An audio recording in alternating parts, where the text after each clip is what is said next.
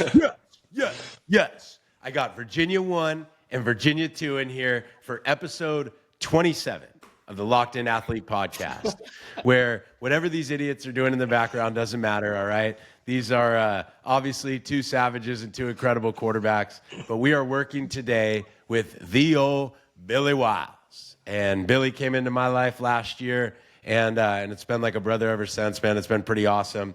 But today, the guy playing MC for the most part is going to be Mitch Griffis. The guy dropping truth bombs and a whole bunch of enlightenment is going to be Billy Wiles. And then this asshole is going to sit in the corner and just throw little shots in when we need. So, Mitch, you grew up with this guy, unfortunately, and now fortunately. So why don't you give us an old introduction into Billy Wiles? Yeah, Billy, thanks for coming, dude. Billy's one of my best friends. We've grown up together. I think we met each other probably in the 4th or 5th grade. And just as our sports careers and multiple sports went on, played against each other in every sport, had some intense rivalry matchups back in the day as kids, and then got into high school, went to rival high schools, played against each other for 4 years, or 3 years, I'm a year older. And I don't want to say too much. I want to let him speak his truth, but just an awesome dude, one of my very good friends, a guy that I admire, his work ethic, his attitude, and just one of the coolest, chillest, baddest dudes I know. So, Billy, Okay. thanks for coming on. Can we settle this too before you kick it over to him? There was a point in time, Mitch, where you didn't like this dude, right? We hate each other. Yeah, 100%. We hated each other. Can we kick that up into the light as you guys love each other? Can we get a little bit of that before we get started? Well, yeah, I want to talk about that. It started in AAU hoop. All right, go ahead. You talk about it. Talk about it. Go. I'll let you spit. Yeah. All right. Well, first of all, I appreciate you guys having me on. I appreciate the kind words. But yeah, I mean, Mitch and I had a heated. Mitch and I might have had the most heated rivalry of any two kids in the history of our county. But we, I think it started in this little. Well, first of all, it probably started in like FSBL, this little basketball league. We would go at it, but then once it kind of we leveled up a little bit, played in the AAU circuit, and the one that really sticks out to me is we were playing in this little church gym. What was that school called, Mitch? Do you remember? Loud and Country Day, right? Yeah. And or Leesburg Country Day or something like that. I can't remember. Leesburg. It was Leesburg Christian School. That's what it was. Something like that. Yes, but anyways, yes, that's what it was. Mitch, believe it or not, used to be tall, so we would always guard each other. We would always guard each other, and I was never a shit talker. I kind of just played my game, but Mitch was a shit talker, and I was young. I wasn't used to it, and it really got to my head. And then from that day on, I just did not like Mitch. And we ended up going to rival high schools, and it went on from there. But yeah, that was the origin of our little rivalry. Yeah, that was the start of our beef. I think I was in the 5th grade, and Billy was in the 4th grade. Mm-hmm. And yeah, we got into some heated AAU games, and then obviously we were both quarterbacks in our town, so there was just like a competition constantly, just because, you want to be the best quarterback in your town, and Billy was another really good quarterback, so I always looked at him as, a competition. He looked at me the same, and then really throughout high school, like it wasn't like a beef, but he was a starting quarterback at my rival high school. Fuck you, dude. Like, obviously, and he felt the same way about me. Like, we didn't like each other, and then I think, we had the same trainer, and then we just trained together for one session, and we were like, holy shit, like, this guy's the man. And then we just became super tight since, and like all throughout COVID, like grinded together every single day. And then just like the next like 5 years, we've just been super, super tight. And like, I can't believe I didn't like this guy at one point in my life, but he was definitely an op for sure for a long time. Oh yeah. Big time op. And it wasn't just a normal high school rivalry. Like there's a lot more history than just me and Mitch with these two schools. Like it goes back a long way with a lot of different things that we don't have to get into, but like it's a big rivalry. It's not a little hometown deal. No, it's not. It's not. And our town is separated by our town is called Ashburn, and our town is separated by Ashburn Road, and that's kind of like how the district is separated. And dude, it's like that game every single year is a barn burner, and that rivalry goes back to like 2000. And it got pretty nuts. So obviously, like just growing up as a Broad Run kid, you hated Stonebridge, and Stonebridge hated Broad Run, and it was a lot. I mean, there's probably 100 to 150 dudes that have played in that game that are now playing. You know, that end up playing college ball and some went to the league. Like it's some good football here in Virginia. So that obviously that all played into our hatred for each other at a young age. Well, both of you feel free at any time through the episode to keep throwing low blows and haymakers at any time. But Mitch, that was probably the shittiest introduction that I've ever heard in terms of. I mean, dude, like you get so offended when I bag on you, but it's like, where'd this guy go to college? Where is he? I said I was going to let him talk about his journey because he's but the asshole's not going to talk about himself for very long. So like, give us just the brief cliff notes of where this guy's at. All right. Billy Wiles is a quarterback at Appalachian State. Transferred from Southern Miss. Originally started at Clemson. Out of high school, was committed to Tulane, but bet on himself and walked on at Clemson, earning a scholarship. But played in the high school that did not throw the ball very much, which I do want to talk about because we always get that question. He played in a single-wing offense, a team that really did not throw the ball a ton. But when the game was on the line, they put the ball in his hands, and he is, I hate to say it, he is a state champion. He is a state champion. And as much as that pains me to say, he is a state champion. So he's been a winner from the start, and I admire the hell out of him because he's always bet on himself. So, Bill, start with your football journey in high school and kind of how that went, especially being at a school that doesn't really throw the ball a ton. You're a single wing offense, so it was hard to not a lot of opportunities came by to throw the ball. Yeah, I'll even start with how I ended up at Stonebridge. Wasn't supposed to go there, as I'm sure Mitch knows. Was supposed to go to a school called Riverside, which was kind of a startup school at the time. Football team was not good, but I didn't really know if I was good at football or not. Like I played 1 year of tackle before going into high school. But just kind of talked with my parents and decided that I wanted to go play at Stonebridge. So went there, played freshman ball for a year. We my whole class decided to play freshman ball, and we had a bunch of dudes in our class. Ty Felton is like tearing up college football right now. He played freshman football with me, so that was pretty fun. But so I'm at Stonebridge. Don't start my sophomore year behind a pretty good player, Mason Tatum, who broke records at the school that he went to in college. And then obviously junior year, got the nod to start. And yeah, dude, it sucked not throwing the ball. I'm a quarterback, and I'm not a runner. I'm not a running back. I wanted to throw the ball. Billy, I'm trying to rival you too here, dog. I averaged 6.8 pass attempts a game my junior and senior year. Give me the over/under, dude. Were you higher or lower than that?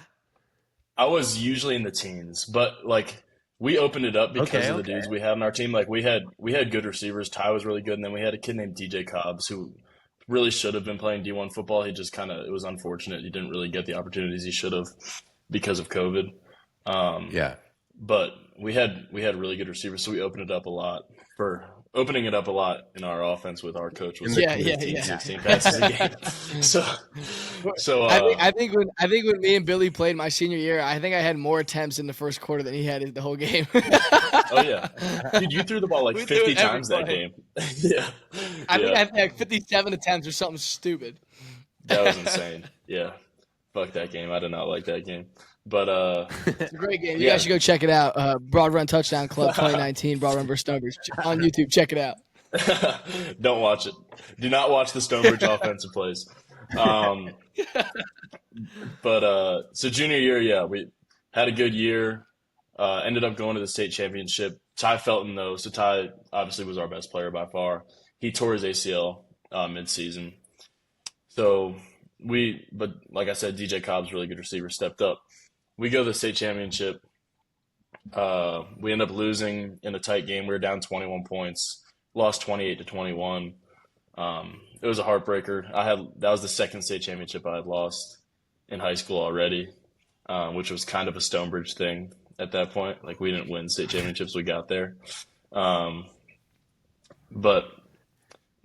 knew I had another year, so was just excited to get back to it. But I'll talk about kind of recruiting, I guess, for a little bit. That was after that season was kind of when recruiting picked up. I had one offer from UMass going into my junior year, but after that, started getting kind of FCS offers, all the Ivy Leagues, and then Tulane offered me. I visited there 2 days before COVID hit, and then everything was shut down, and they ended up offering me, and I committed there. Um, Committed to an offensive coordinator named Will Hall, was the guy that I committed to, and was committed there for 8 months. Committed there in I think April, and then during my, or actually it wasn't during my senior year. So then COVID pushes everything back. The whole season, everything is kind of up in the air. Um, it really sucked. I wanted to early enroll at Tulane. Ended up not early enrolling because I thought my high school season was more important. So stayed, and then Will Hall, the offensive coordinator that I committed to, ends up taking the head coaching job at Southern Miss. Um, so he leaves, I decommit, and I get PWO from Clemson, PWO from Maryland, and an offer from ODU were kind of the new things that had come to me before that season, which started in February. And Clemson just felt right to me.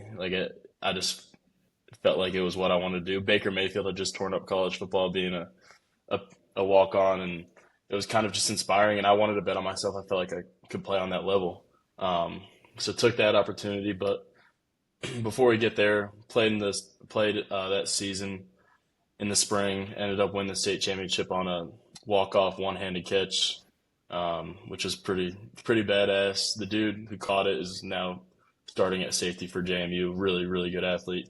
Played quarterback for the high school the next year and threw a game-winning touchdown pass in the state championship.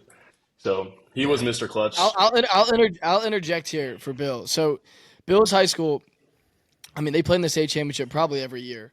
And they're loaded. They always got guys, and they've always struggled to win the state championship. That's kind of been like a thing, and it's kind of become like a joke, around our town, is they always get there but can't win. So when Bill, was the quarterback and they ended up winning it, like, he kind of ended that curse. And you guys won 2 straight or 3 straight after that or something like that. They went on a run after Billy left.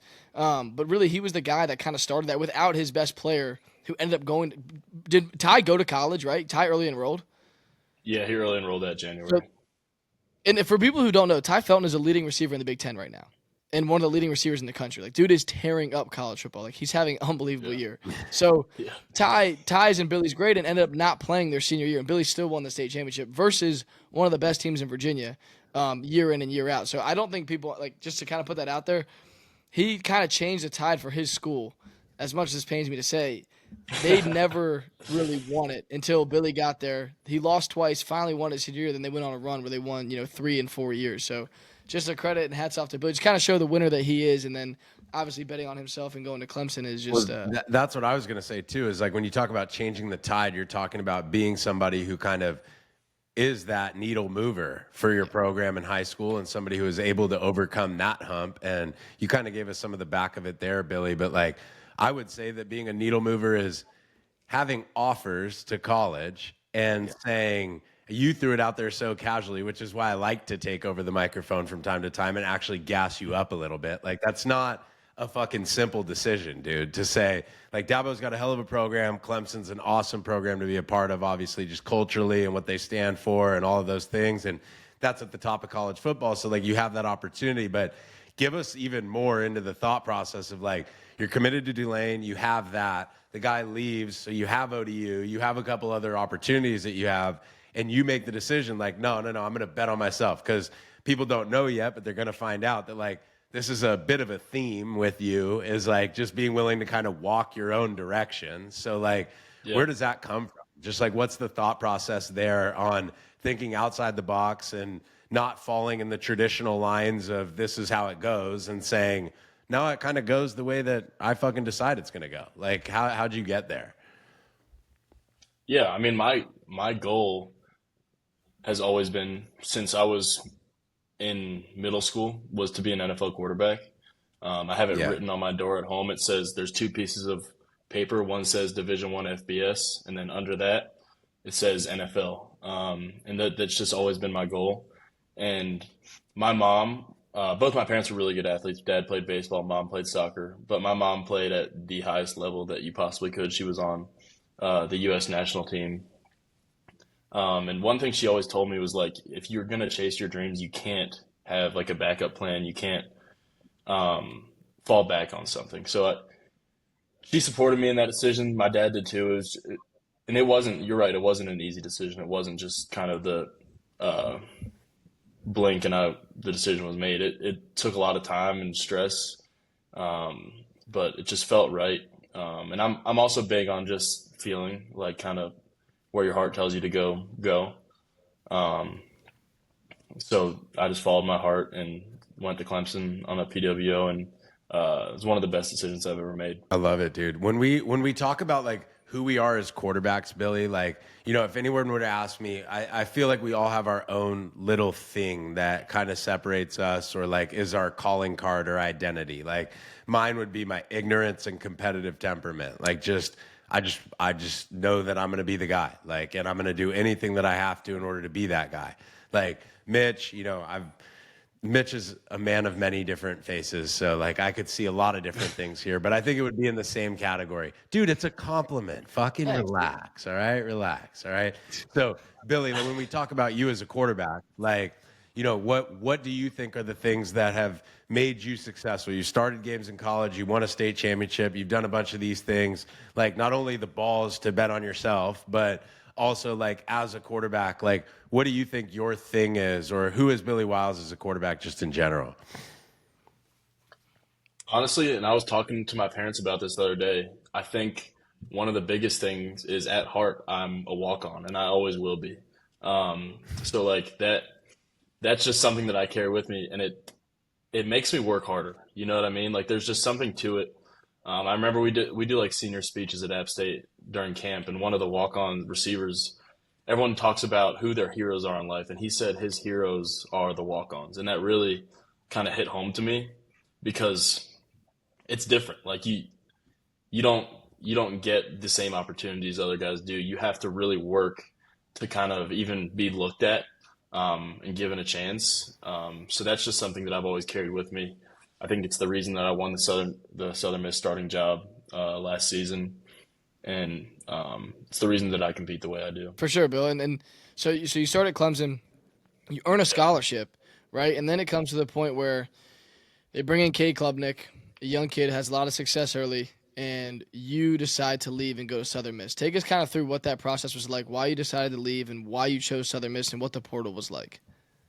Yeah, well, I'll start by saying Clemson was awesome. It was kind of everything I ever dreamed of except playing there. Like you said, Cade came in. He was a 5-star, great player. He's been balling this season, so I'm super happy for him. But it was apparent to me that I wasn't going to get an opportunity to start there, at least in the next couple of years because of Cade. So hopped in the portal, which is an awfully scary place. You have no idea what's going to happen. And me going into it with practice film and 4 pass attempts in my whole college career was even scarier. But was fortunate enough to have a couple offers and ended up going to Southern Miss because of Will Hall, who was the OC at Tulane. So I go there.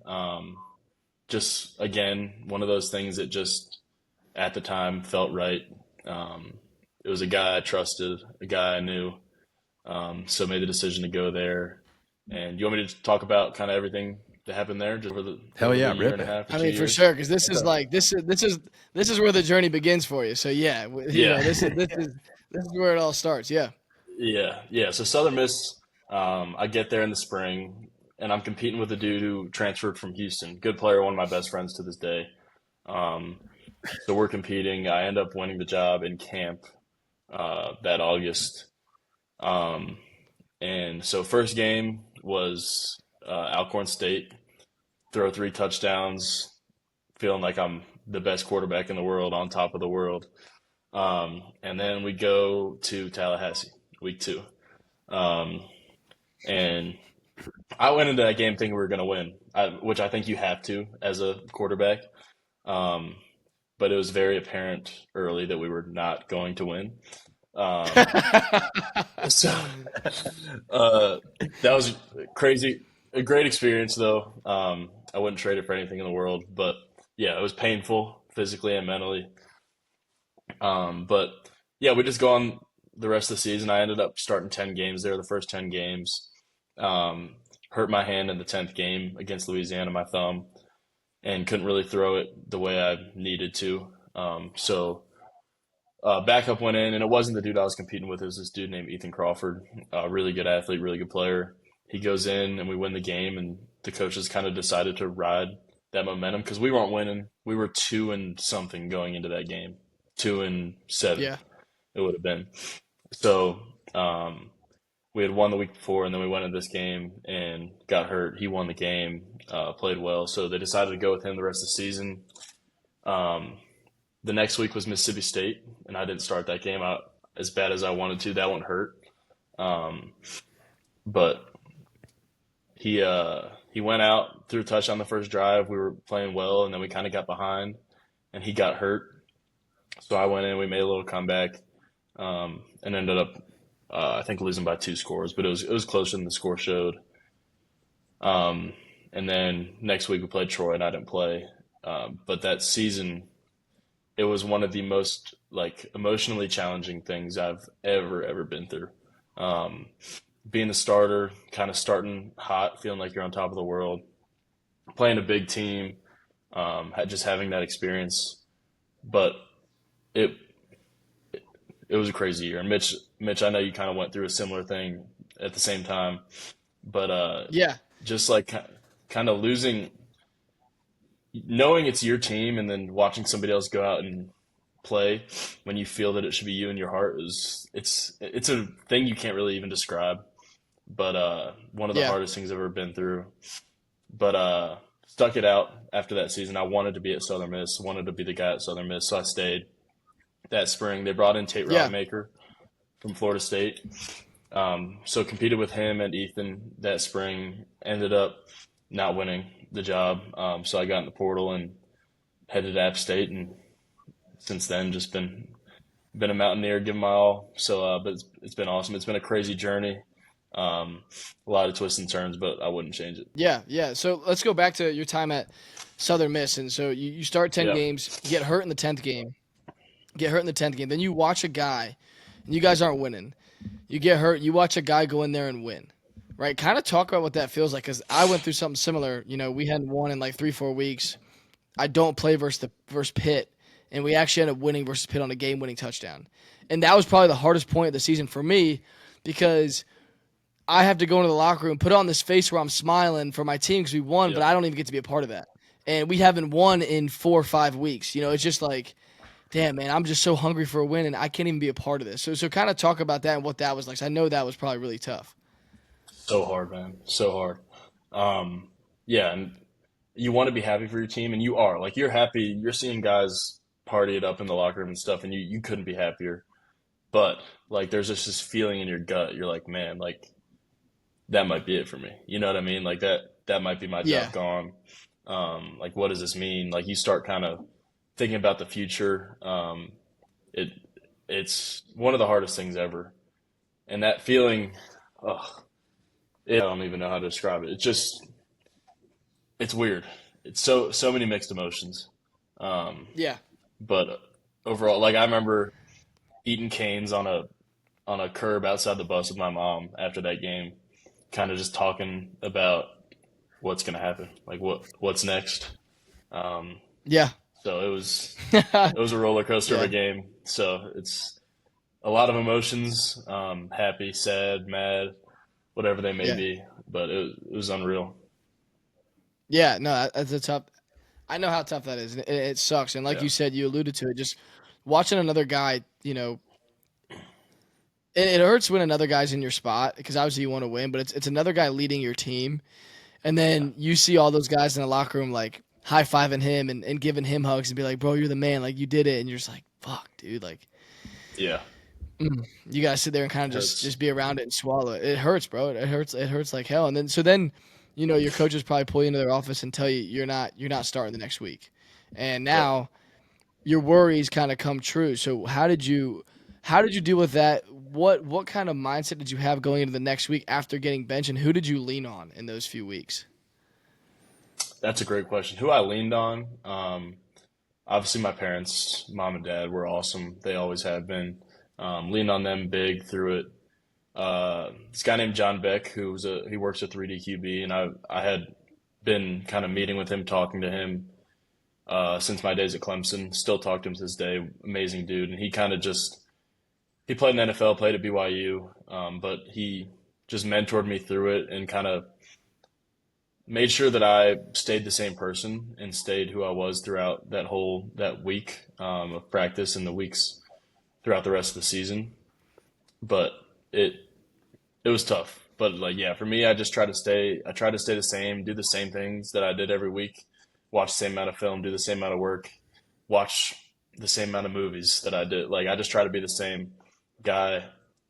But yeah, it was hard. And then it was especially like you come into that game against Mississippi State and you're down, and like you're not replacing this guy to kind of because the coaches think you're better. Like they kind of already pulled that they've pulled that sword, like, you know what I mean? So it's you're going into that game and you're fighting for your job, but there's like a lingering feeling that it doesn't matter. But you like one of the hardest things is going into that game and throwing a couple touchdowns and feeling like you might have your job back, and then the next week not starting again.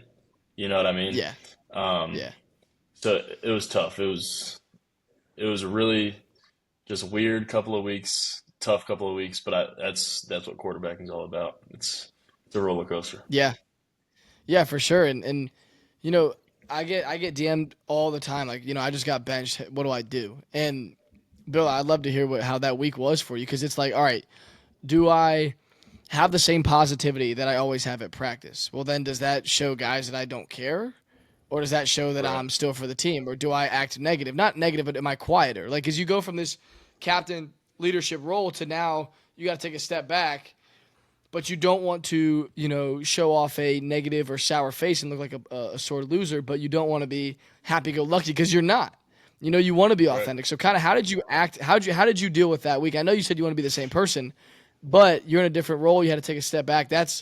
You're never prepared for that. Like there's nothing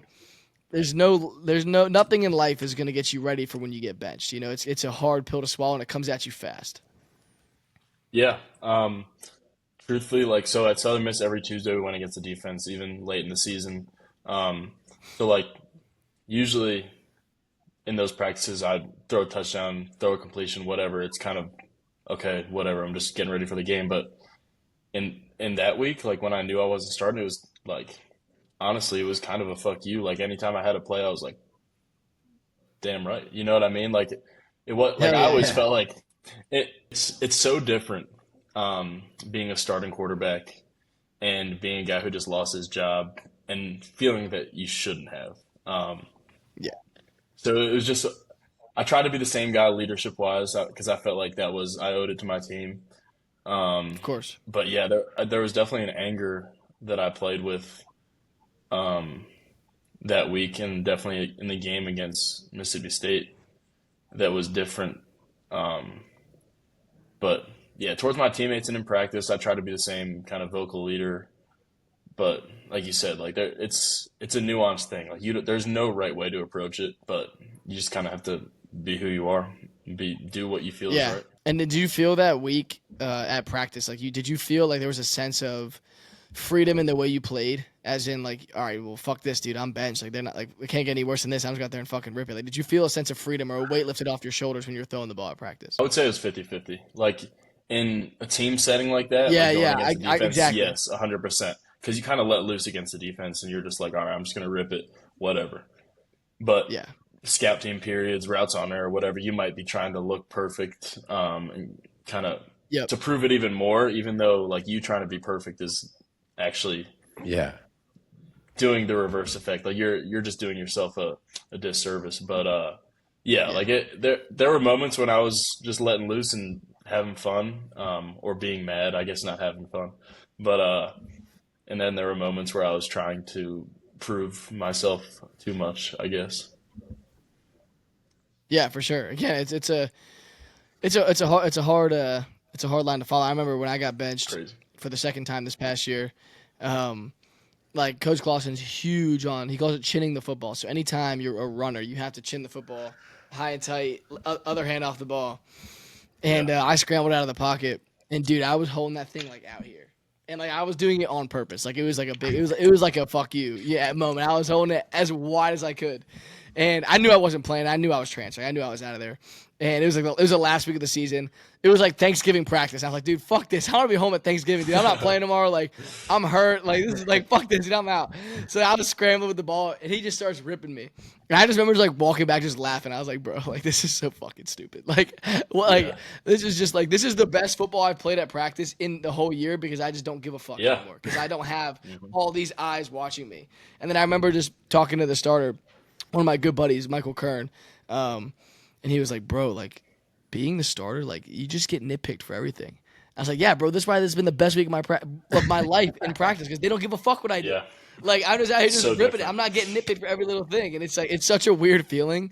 And I don't think people understand like the sense of obviously the sense of just like despair and the sense of just being crushed, but also the sense of like kind of finding that kid again in the way because there's less pressure and stress.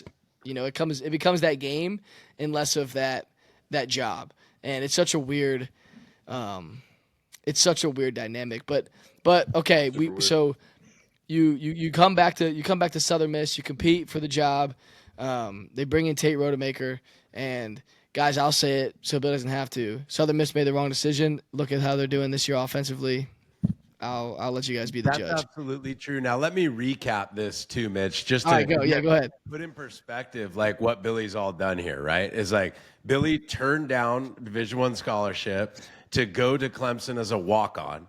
He earned so much respect within the Clemson football program that Dabo offers him a football scholarship. So now he's on scholarship at one of the top 5, top 10 programs in the entire country. He then says, well, I can also kind of see the writing on the wall, so I'm not going to play here, so I'm out. He goes to Southern Miss, battles at Southern Miss to earn the starting job, starts 10 games, then gets put in that situation where, like, yeah, you're not playing, and now you have to watch your team play with somebody else. And the way that was handled, Billy, I'm sure you've alluded to some of it, but like, you know, we disagree with a lot of those decisions, and that's just the way that it works sometimes. But then you're going into that off season, and now you see the transfer portal light up, and Tate Rodemaker, the backup quarterback at Florida State, is coming into the school. What I want to bring up is like when you get benched, and remember, like guys just listening, like quarterbacks obviously, like we get benched oftentimes when our team isn't performing well too. Like it's not always on us. And you know, being on the coaching side of this, like a lot of the times we can shift that narrative as coaches pretty quickly by kind of throwing it on our quarterback. So Yep. Right. I'm not here to say that that's exactly what you dealt with, Billy, but I'm sure there was a little bit of that. So now is something that all three of us have experienced where, you know, we could say it as politically correct as we'd like to, but like trust has been broken a little bit there. And then now you're like, well, fuck, you guys are going to get somebody like to bring them in now. And it's like, I understand what you guys have to do as college football coaches, but there's already that little seed of doubt. And then now you're bringing this guy in. Just talk us through the human side of like, you're sitting there and you're like, I want to compete for this job. Like, I want this to be my team, but fuck, I also see that you guys are bringing this guy in from Florida State. And now I'm kind of assessing practice reps and feeling all of that. And the dynamic is a little bit different. Just take us into that like murky water, like after that's kind of happened. Like, what's that feel like? What were you feeling like? What did you experience in that time? Yeah, so I'll start just at the end of the season, kind of talking to my coach. Um, I knew that we were going to bring in a new offensive coordinator, so I knew that was happening. Um, but I left that meeting not not really thinking that we were going to bring in any other quarterbacks. I just thought it was going to be me and the other dude that played the previous season competing for the job. So I'm back at home, winter break. We had a long winter break that year, no bowl game, no nothing like that. So I'm at Sweetwater, Mitch, with my family. Hell yeah. And dude, great spot. But I was just I was enjoying my food, and I start getting texts, and I look at Twitter, and it's like rumors that Tate Rodemaker is coming to Southern Miss.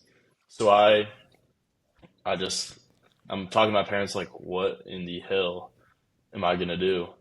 Because when you have a season like we had, and listen, I'm not gonna sit here and say I played at an elite level last year. I definitely didn't, and I definitely left more on the field than I would have liked to. But I felt like I could win games for Southern Miss. But when a school that struggled like we did brings in a guy like Tate, big name guy, um, you kind of know what the deal is. So I'm with my parents trying to figure it all out. I get home, call my head coach, kind of like, what the hell? Like I didn't really um, hear or think this was coming or get any communication beforehand that it was going to happen. Um,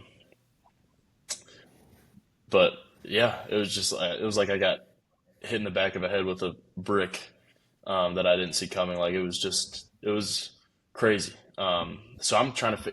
This is before the NCAA said that you could transfer twice without graduating. So I'm like, oh shit. So I need to figure out if I can take classes at George Mason this winter and try to graduate this spring. Graduate.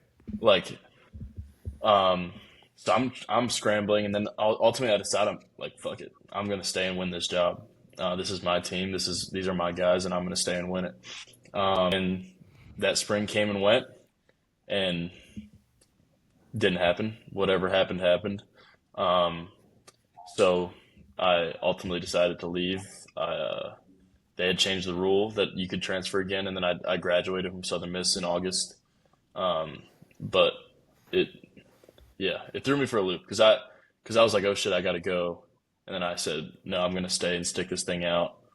But it just didn't work out, and I felt it was right for me to leave. But it was a The whirlwind. situation that the situation that Billy's talking about happens all the time. So Yeah. when 100%. when we talk about some things where I put him in tough positions where I ask him questions like this, like we're not trying to say anything bad about the coach that was involved in No. his specific situation. We're just bringing light to what we have to deal with as quarterbacks. And so the reason that I preface it that way is because, again, this isn't talking bad about anybody, but the human side of this is like, Billy, to not be told that they're going to bring somebody in from the portal and to just be surprised by that. Like, again, it's a feeling that I know I'm talking to a lot of guys out across college football. Like, this is Yeah. happening all the time. But to me, just fundamentally, like back to preschool, kindergarten, and fourth grade on like how we're supposed to treat people, like you would never anticipate like not being told. And so, like, was there a level of a heavy heart there, or like, what the fuck there, that like also at this point it does become not personal in terms of you having any problem with them, but also like that, again, that lack of trust has kind of been planted there. And then you go through the spring and it's like, you just kind of see that the shine is worn off on Billy Wiles to them. And like, did you feel that? Like, is that something that you felt? And as you felt that, if you felt that, was like that a contributing factor to, yeah, I think that I need to go find somewhere else to play? Yeah, it was a mix of a bunch of different things. The reason I left, but first of all, I want to say like the the coach at Southern Miss, like I didn't have any issues with him. We left on good terms, but I felt like I could come to him with kind of like you said with that like what the fuck question, because I had known him since my junior year of high school. Like we had a really good relationship, really honest, open relationship with each other. Um, and like I'm sure it happened fast. I'm sure he visited and decided he was going to come, so they didn't really have time. Whatever, benefit of the doubt. But um, yeah, I had kind of felt going into that spring that the shine had worn off, like you said. Like the new guy is always going to get um, the benefit of the doubt again. Like, and not to say that Yeah. I didn't benefit from that the year prior. You know what I mean? Like, I'm the new guy transferred from this Power Five school. Like, I'm sure I got the benefit of the doubt going in, and that's what I always try to look back on. Um, but it was definitely weird. Like, I went in first day of spring ball, and first team goes and it's Tate, and then second team goes and it's Ethan, and I'm like, this isn't like, what am I doing? What are we like? What's going on? Like, I didn't know how to approach it. Um, but I just kind of sat back and like leaned on my roots, my walk on roots, really, and just kind of tried to outwork everybody. Um, I had a really unfortunate thing happen that spring where I got really, really sick, couldn't eat for a week, and that was the week of the spring game. Couldn't eat or drink water. It sucked so bad. But not to use that as an excuse, I didn't win the job. So yeah, when all that stuff happened and decided, I talked to my coach and I talked to my quarterback coach who was a younger guy, just got promoted, and I was like, look, like I want to play. What do you think I should do? Because I kind of wanted to put the ball in their court and see what they would say.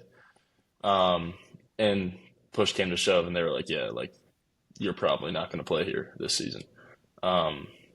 So made the decision to leave App State or leave Southern Miss and head to App State, and I don't regret it one bit. There's been a lot of stuff happened at Southern Miss this season, which was obviously not in my control. Like I probably would have played a game or two. Who knows? Started a game or two, but I don't regret it one bit. I'm at home at App State. It's somewhere I always wanted to be. So it's been an awesome experience so far. Yeah, Bill, and throughout your career, you've been a part of quarterback battle after quarterback battle after quarterback battle, and I mean I get this DM every single day. Like, how do I deal with a quarterback battle? So if you could talk to a high school kid right now that's going through a quarterback battle, what are some pieces of advice that you could give him? The number one thing I would say is focus on yourself. I think that first spring at Southern Miss, I was doing too much like of the comparison game, saying like, okay, he did this, I need to go do this. He threw a pick, sweet. Now I can just go out there and not throw a pick. Well, that if you're saying I'm not going to throw a pick because he threw a pick, you're probably going to throw a pick. You know what I mean? So I think the biggest thing is focus on yourself, believe in yourself, and like competitions are hard. Like quarterback competitions are stressful. They're hard. There's a lot of good quarterbacks out there. It's a position in a sport that's glorified to no end. Everybody and their mom wants to be a quarterback. So there's a lot of good players out there. But one thing that always helped me, like in that competition, was before every drive, whether it was a 2-minute drive or just a 4-play rack that I was gonna get, I would just tell myself, this is exactly where you always wanted to be. This is your dream. Like you're competing to be a Division I starting quarterback. So that's what I leaned on, and I think just focusing on that and knowing that I was working towards my dream was a comforting feeling and kind of let me let loose and play. I think that's great advice, and especially the second thing you said. But I love the first thing too. Is it is so easy to compare yourself in a quarterback battle, but it's so important not to, because you see another kid throw a touchdown. Well, maybe he got a shot play and you got a quick game. And you're the guy that's open is like a 5-yard stick route, and you're forcing a takeoff, which is those things will not help you win the job. So it's important to do your job and focus on yourself. So I love that. But the second thing is awesome, dude, because like you said, quarterback battles are so hard, so stressful, and there's just so much going on. But just kind of bringing that perspective back is this is exactly where I want to be, and kind of having that perspective. Like if I told myself at 10 years old, hey, in 10 years you'll be competing to be a starting Division I quarterback, every single one of us would lose our minds. So I love that, Billy, and that's my biggest regret. My biggest regret in my football career is last year. At times, I was not thankful for the opportunities I had because I was so stressed, so anxious, so frustrated, just dealing with so much shit going on. Throughout the season, when shit was going south, most of the time, it's hard to keep that perspective of this is where you want to be, because you don't dream about 100%. losing college football games. You know what I mean? Like that is the last thing you want to do. You dream about being Trevor Lawrence or Tua. You know what I mean? Like winning national championships. You're not dreaming about going 3-9 at Southern Miss. But when you put like you're still living and walking your dream, like you said, even through all the hardships and stuff. But yeah, it's hard to keep that perspective. It's something I try to do Yeah, it is. constantly, but it's really really hard. Yeah, yeah, Well, and both you guys, like what I was gonna say is that like we're living in the golden age of college football in a lot of ways. You have like athletes that are finally able to get paid. You have a lot of different things that are changing. It feels like the sport is changing and evolving every single day.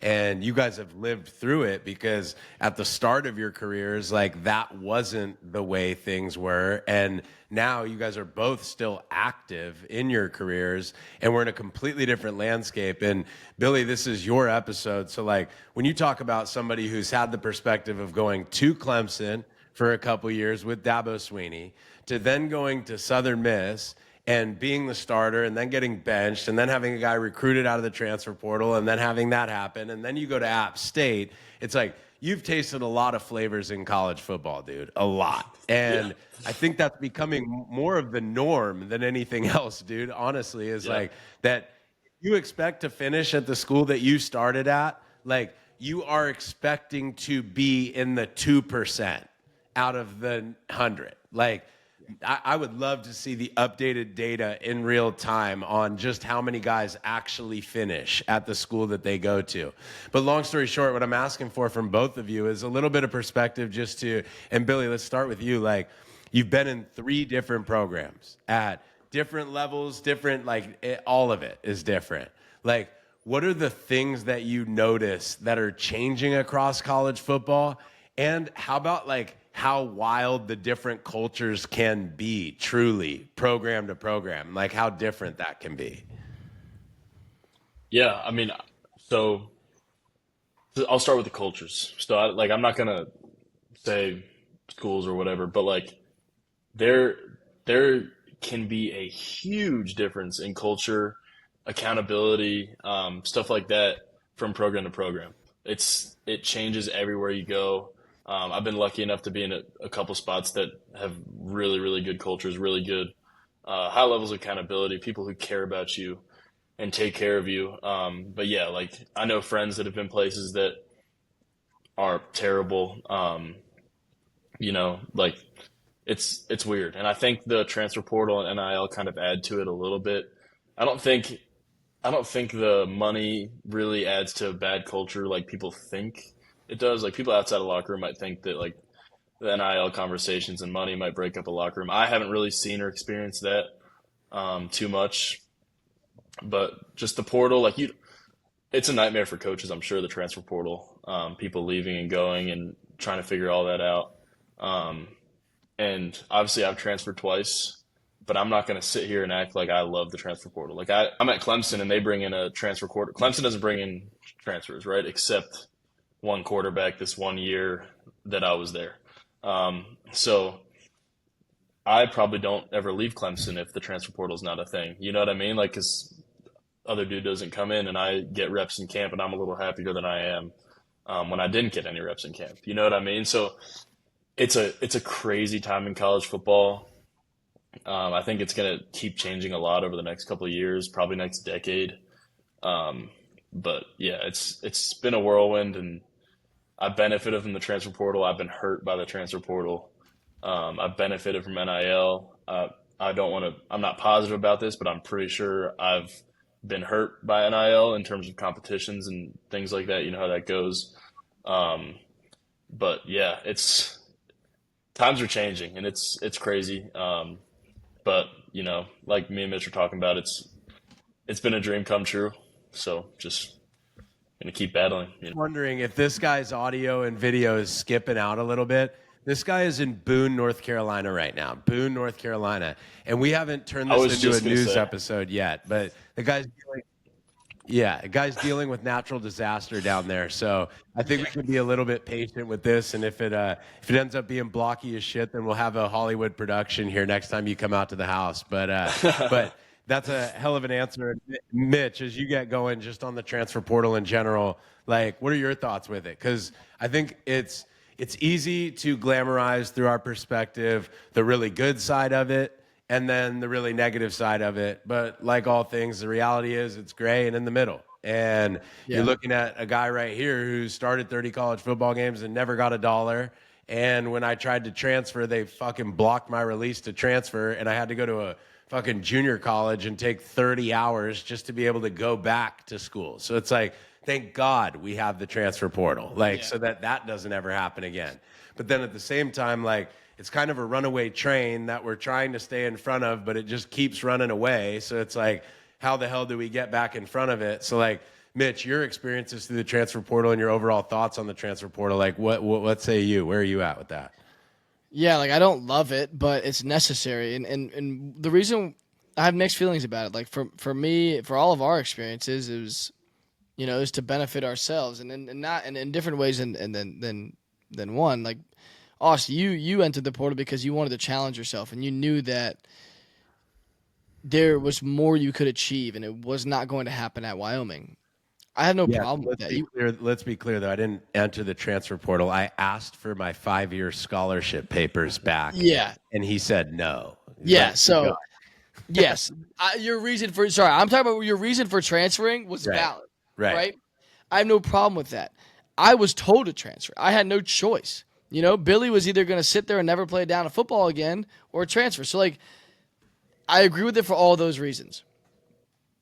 But, like, the reason I don't agree with it at some points is when you have, like, a freshman kid who shows up in January and then transfers in May because the shit was hard. It gives a lot of people easy outs when shit gets hard. And I don't agree with that. I don't love that. I think that is how it is used at times. But I can't be a hypocrite because I used it. But, again, that wasn't my choice. It was, hey, you either stop playing football or you have to transfer. Like, you don't have a scholarship here anymore. You have no opportunity. So my hand was kind of forced.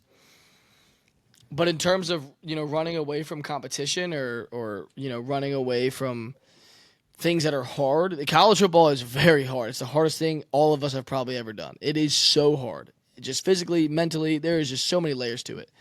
And I think a lot of people think the grass is greener on the other side, and they end up transferring and realizing that the grass is green where you water it and everywhere it's going to be hard. And I think that's when it can become a negative. And I know it's a hellacious time for college coaches and roster management and all that. So I have no answers to it. I don't even want to speculate on what to do because it's just a wild, wild west. But I have my pluses and minuses for the transfer portal. So. Well, and Mitch, you and I were both kissing Billy's ass before he got in here, just talking about like the thing that we really respect about Billy is kind of like how even keeled he's able to stay or like stoic he's able to stay. And like we've obviously gone through his career at large now, and like you see all the different things that he's gone through. Billy, like we're attributing that superhero trait to you and saying that you have that. Like, where do you get that from? Where do you get like that even-keeled, stoic, like I'm not going to get overly emotional here and fly off the rails? Like I'm sure a lot of it comes from your parents, but like just take us a little bit into that perspective of just like, being able to remain even-keeled through all of the, ups, downs, and everywhere other than up and down too.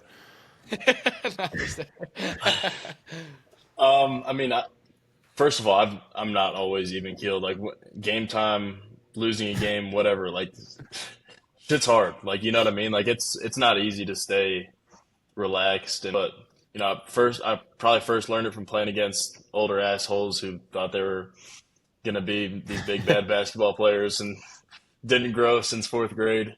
But oh, wow, dude! Wow! Oh I'm just my kidding, man. gosh, dude! I had a few too many buckets back in the day. I guess I'm under some skin.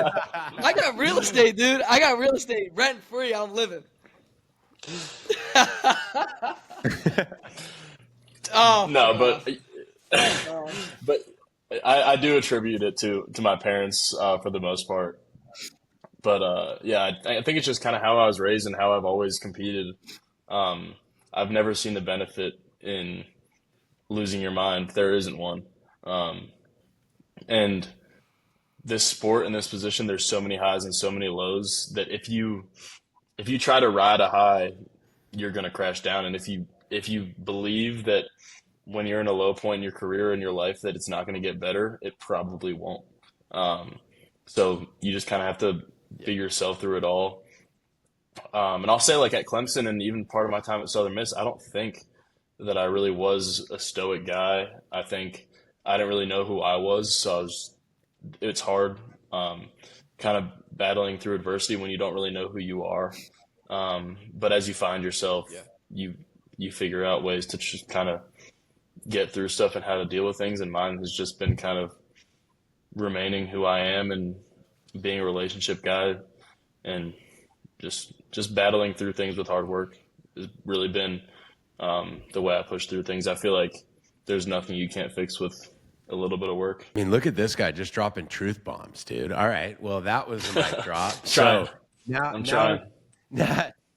Now, as we look at things moving forward, Billy, so like at App State, you guys are obviously dealing with a lot of tragedy down there. And I know that you were saying that the campus has been able to keep somewhat clear, but you guys haven't been in school for a minute. Like, it's just there are much bigger things than football. And that obviously is one that is going on down there. And I pray for everybody that's down there, as I'm sure you do as well. But when we look at App State, like, you guys aren't having a traditional App State year right now. You're sitting behind Joey, and he's a good player. You've talked about him being a good player. And so talk to us just about where you're at in your career and kind of what you're looking to try to accomplish at App State and kind of just what this whole thing looks like for you over there. Yeah, I'll start with talking about kind of the hurricane in this area. It's been super sad. Kind of seeing with the tragedy that's come with that storm.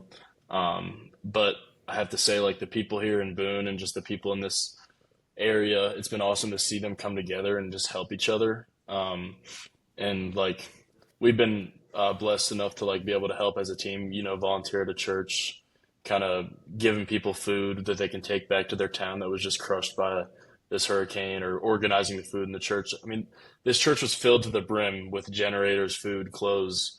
And you don't always see kind of the tragedy that with your own eyes, but man, it's like there have been a lot of people affected. So that's been really sad. But yeah, I think the culture at App State has kind of helped us all get through it and trying to help the people around the program get through it as well. But as far as my time at App State, yeah, we haven't been having the season we want to. But it's been weird. It's been really weird. We haven't been in school for 2 weeks, but we're just chugging along, and I think we'll get it turned around. I have no doubt. We have the right people on this team and around the team to be great, and we will be. I have no doubt. But as far as me personally at App State, it's been different. I committed to App State in May, knowing that Joey Aguilar was coming off this record-breaking season, and knowing that he was a great player. I've played against him. We had a shootout in Boone where they scored 20 points in the fourth quarter. He led them to scoring 20 points in the fourth quarter to win against us last year. So I knew what I was going to be kind of competing with when I came in. But I was happy to come in and learn from Joey and kind of see what App was about, because App was somewhere I always wanted to be since high school. Visited my sophomore year, loved it. Just cards didn't really fall in the right place at the right times for me to come here out of high school. But it's been awesome. And, learning from Joey, he's so different than I am as a quarterback. But I've learned so much in the way he approaches the game that, yeah, I'm eternally grateful to him for that. And I'll say one of the biggest challenges with coming to App State was being a backup again, because in practice, obviously in camp, we're getting the same amount of reps. It's all fun, scrimmaging and all that stuff. Like you're getting all the regular stuff. But then when it comes to the season and you're not going to play the first snap of that game, it is a really, really weird thing. And I had never been, besides those 2 games at Southern Miss, I had never been a second-string quarterback. I was a second-string quarterback 1 game at Clemson and 1 game at Southern Miss. But other than that, I was a first string and like a 4th or 5th string. So it was definitely different. Trying trying to keep my body ready and my mind ready to play in a game. And it's something I'm still learning how to do, something I'm still trying to get better at. But it's a different animal for sure. Yeah, Bill. And so obviously you've been in that starting role. You've been in the fire.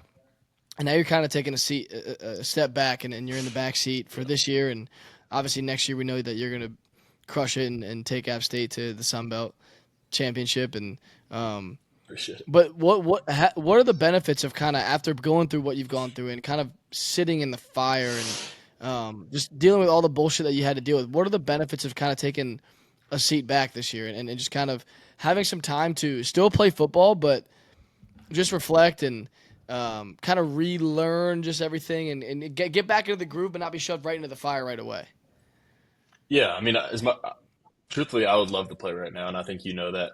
Of course, and Joey of course, knows that. of course. Like, you know what I mean? That's no secret. Yeah. But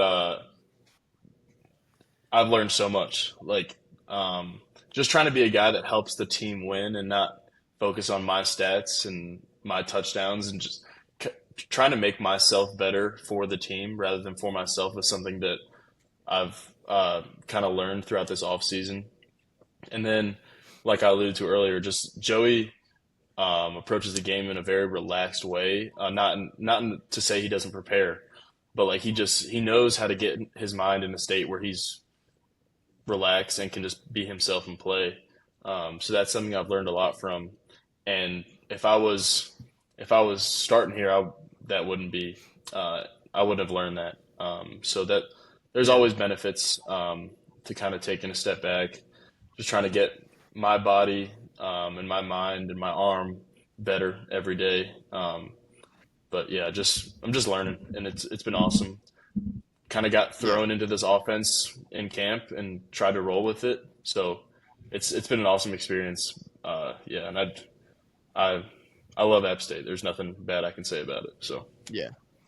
It's kind of like you're getting like an experienced redshirt year. Like when you redshirt, it's like, well, I don't even know what the hell college football is about. yeah, But now you know everything about college football. So now you kind of get another chance to like redshirt. Wow, you know everything. So you kind of know you can take what you're learning now, take what you've learned to kind of shape who you are. And honestly, that's kind of how I'm feeling right now at home. Obviously not a part of a program, but kind of like an experienced redshirt where I've been through a lot of shit. I've got my whole new perspective and my new way of doing things and kind of just merging them together and just taking a lot of time to sit and reflect and really just prepare for what's going to come. And I know I've seen a lot of benefits, and that's why I asked that question. Obviously, would I rather be starting a college football game tomorrow or Saturday? Yes. Would you? Yes. But Austyn, hell yeah. Like, of course. You know what I'm saying? Like, it's – so I get it, but I just know that there is some benefits to kind of just taking a step back and being able to – and yes, focus on the team, but there's also, less pressure, so you can take a little bit more time to think about yourself outside of the facility. Right. Like, what do I need to keep working on? What are some things I need to focus on? And I know that can be a nice thing, especially with how hard you work, and I know how tactical you are with your work and how you thought out your process is. So it's been kind of, I bet at times, don't get me wrong, I know it's been hard for you. I know it's been hard. You're a competitor.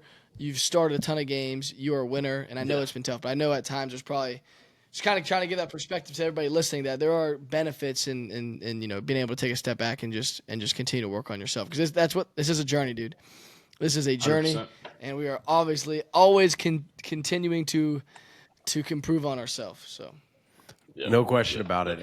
And as Billy, kind of as we start to wrap this thing up here, like something that us three are big on, and that like I think more people should be big on, despite how much we all love quarterback and are pursuing quarterback, it's having multiple interests and having an identity that's also knowing who you are, as you said earlier, like outside of ball. And obviously that's matured for you over time. But some fun conversations that we've had is just like about acting. And I'm not throwing you on the spot to say that this guy is going to be the next Robert De Niro. He's still figuring it out.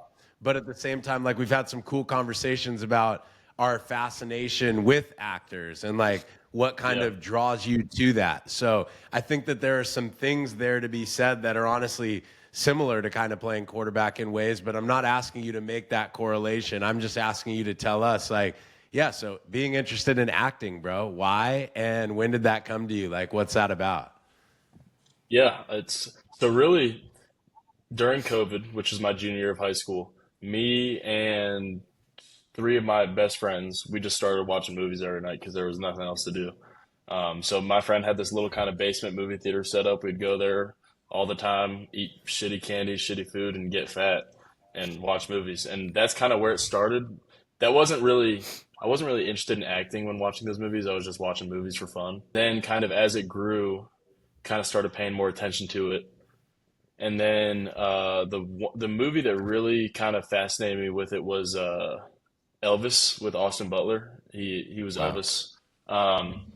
And that and leading up to that movie, me and my buddies were really excited to go see it. And you kind of could see all these clips of him getting into being Elvis and preparing himself to perform as Elvis.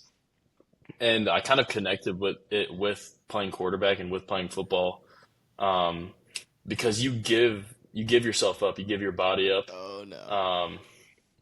to what? Am I bugging out? No, you're good. You're good. You're Oh, good. bet. Keep going. I think Riverside will Yeah, save so, us, dude. Yeah, we'll be all right. We'll be all right. But just the connection between quarterback and acting to me was really cool. Giving your body up or having to work your ass off to get to this certain point, to perform was something that I really admired. And I didn't watch that and think, oh, I'm gonna be an actor. I just thought it was really cool. And I flirted with the idea of trying to figure that out after I'm done playing football, but we'll see what happens. I have no idea. But it's just a cool thing, and I watched The Irishman on the way to Huntington, West Virginia last weekend, which is Pacino and Great De Niro movie. toe to toe, and it's just unreal. Like seeing those two guys act. Like I just think it's a beautiful thing, and I just love it. So Great movie. we'll see where that takes me. But yeah, dude, it was an unreal movie. Well, you I guys, was blown away. you guys just both gave me homework then. The Irishman, huh? So, Oh, dude, it's like 3.5 hours. You got to sit down and Yeah, grind it. you need all time. right. Yeah. Okay, good. Well, I now have my next little project hanging out over me. Mitch, before I ask him the last question, which I'll tee it up for you just so you can think about it right now, Billy, is just your message to younger quarterbacks and athletes that are listening. But Mitch, anything else about Billy? This is your boy from back in the day, dude. You guys kicking each other's ass in YMCA basketball and kind of riding the wave all the way up as Virginia boys with that weird sense of Virginia pride that you guys have down there, which I'm proud of. I'm proud of. Hey, yo, stop getting so offended, all right? We can play some All ball. right? We can play some ball down here, brother. You're damn right you guys can play some ball, and I've had to learn that the hard way, and I should have been fucking recruiting Virginia harder when I was at Mizzou, let me tell you. But anyway, Damn right. Mitch, you got anything else for the kid before we put him on the spot for that last one? Nah, just super thankful for our friendship, Bill.